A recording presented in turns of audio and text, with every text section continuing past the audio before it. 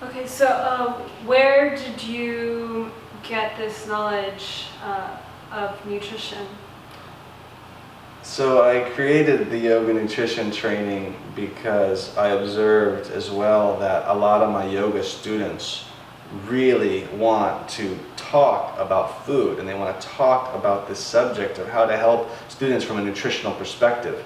And it's natural that they do, because like I was suggesting, teaching downward dog is not enough.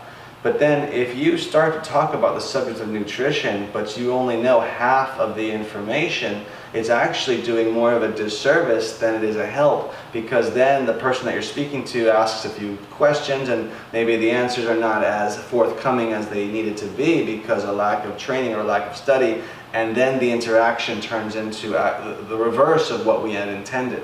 Okay, and so the demand for the information and the ability to transmit this stuff in a absolutely certain way, due to a deep study of the subject and through experience in the subject, that is a demand that it really has existed. And so the graduates of my yoga nutrition training, not only are they powerful yoga teachers, but they're also powerful healing, health, and detox coaches, because now their student of yoga is coming to them and they want to lose a little weight, or they want to have a few extra health issues, and instead of being intimidated by that, the graduates of the yoga nutrition training are embracing the opportunity to assist these people in ways that are actually likely more beneficial and more effective, probably than any other modality than that person might have reached out to.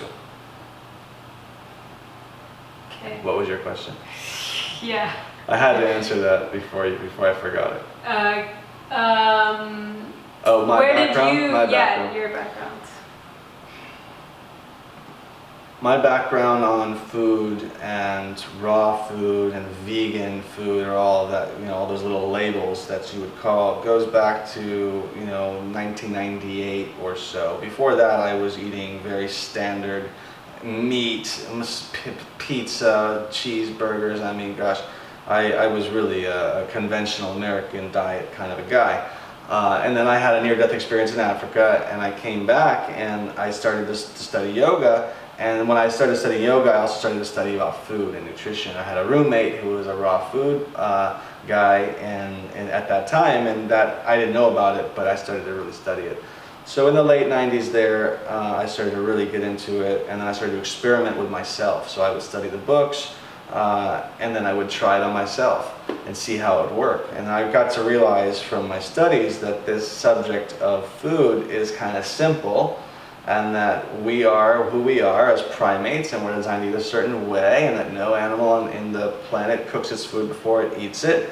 And so all this stuff just started to make sense to me, and then I went on a journey, and I did 7 years consecutive of eating raw food. I opened up a raw food restaurant, raw vegan food, and I really had a lot of time in that world, because I saw the benefits in my own body.